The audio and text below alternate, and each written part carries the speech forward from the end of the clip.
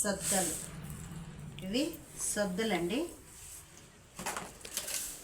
ఇవి వచ్చి 6 కిలో నూగులు గుమ్మున్నాను రాగులండి. సద్దలు రాగులు వేసినానండి. బాగా కడిగి పెట్టుకున్నాను నీట్గా. ఇంకా చూడండి, రాగులు సద్దులు వేసినాను. దీంట్లో ఇంకా నేను ఏమేమి పోతాను చూడండి.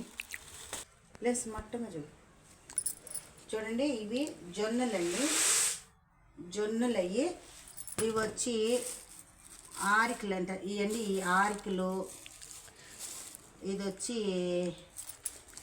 ఈ పేర్లు వచ్చి సరిగ్గా తెలియలేదండి నాకు. 6 కిలో. సోగలు, కొర్రలు, బుర్రగలు, ఇదేందో ఈ సోమలు ఇవన్నీ అండి. అన్నీ కలబోస్తున్నాను నేను, ఎండబెడుతున్నాను. చూడండి, అన్నీ కలబోసేసినాను, ఎండబెడుతున్నాను. మొత్తం అన్నీ కలబోసేసినానండి. అన్ని రకాలు కలబోసేసినాను. దీన్ని ఎందుకు చేస్తున్నాను ఈ విధంగా అంటే, చూడండి, ఇది బాగా కలబోసేసినాక పిండి కొట్టించేస్తానండి.